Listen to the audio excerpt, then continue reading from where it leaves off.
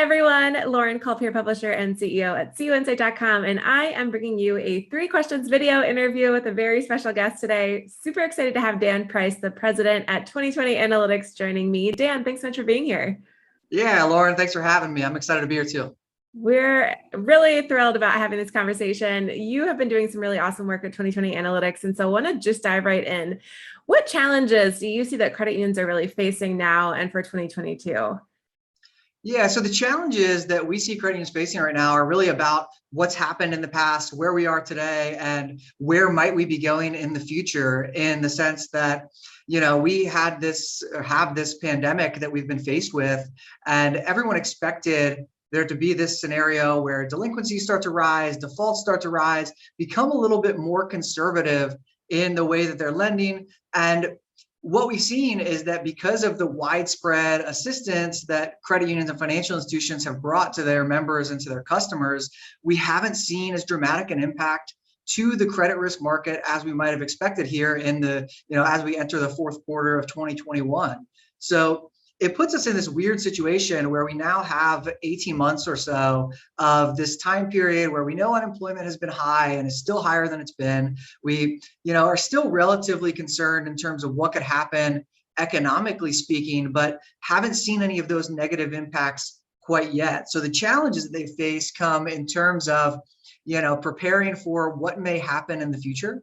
And I think about that in 2 ways. One being, what do you actually think is going to happen? But the other way being, can you present that to your regulators and that you have an understanding of your concentration of risk to folks that come through and ask, are you prepared for, if in, let's say, we know that supply is hard to come by these days. Vehicles are expensive, lumber is hard to find. Everything from, even finding tiles to refinish my pool have taken 2 months. And when supply goes down, the economics of that means cost goes up. That's inflation.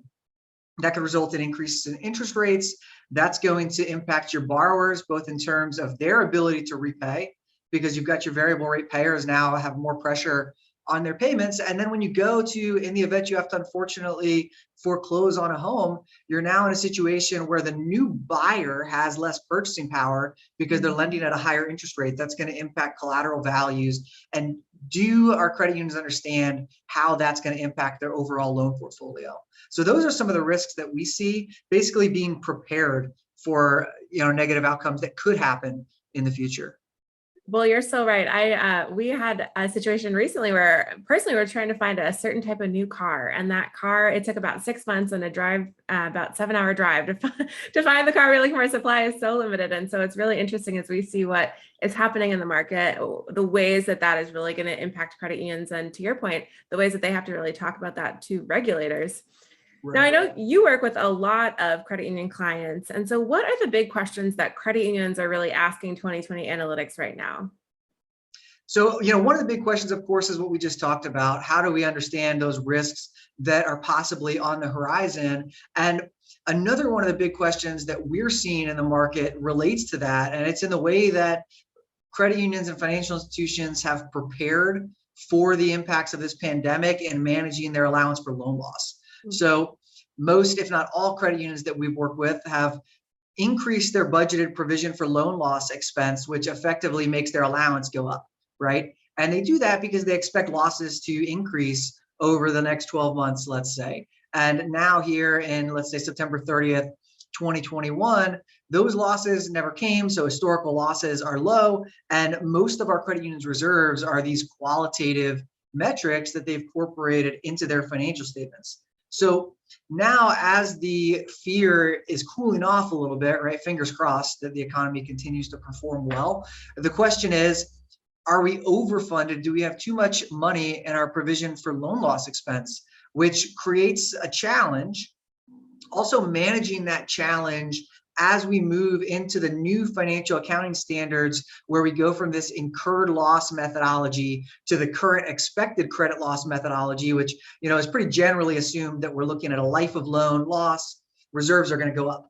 So the question comes down to, do we decrease our provision, decrease our reserve because we don't think losses are going to be as significant, or do we manage it a little bit more tactfully probably isn't the right word, but manage it knowing that eventually we're going to have to increase our reserves again for CECL. So those are some of the things that we see as being challenges and things that you kind of have to play some chess with and think about how are your auditors going to perceive that transition from the incurred loss to CECL if you don't start to bring your reserves down a little bit. So those are some challenges and some questions on how do we manage our allowance and our CECL reserve.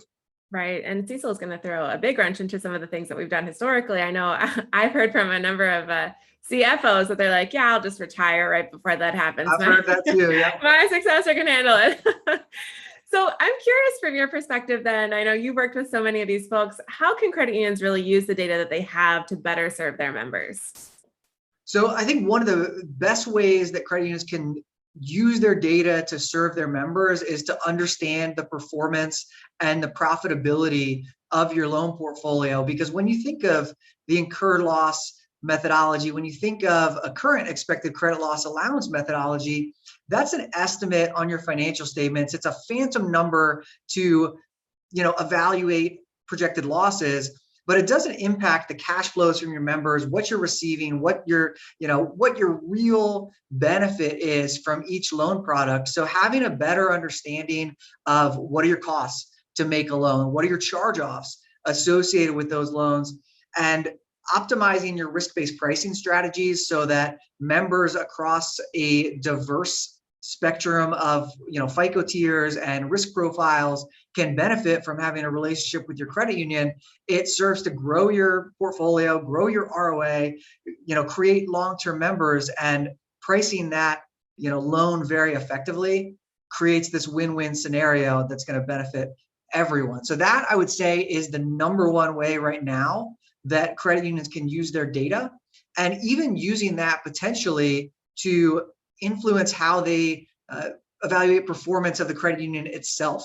Because when you've got a growing loan portfolio, that's going to mean more provision expense through this life of loan CECL reserve methodology. So having a deep understanding of the incremental long-term profitability that your loans are bringing onto the books, that's going to be vital in making sure that you're not cutting off beneficial portfolio segments because you have to take a big, potentially upfront expense if they're a higher risk, higher yield portfolio segment. So I think that right now is strategically the best way that credit unions can align themselves to serve their members well.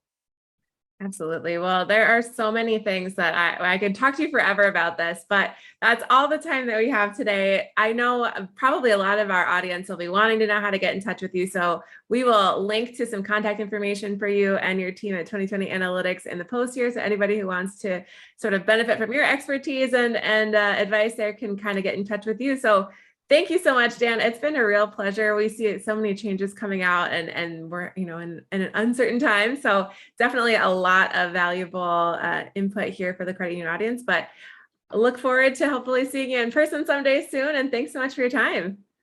Sounds good. Thank you, Lauren. I hope to see you soon too. Thanks. Take care. Take it easy.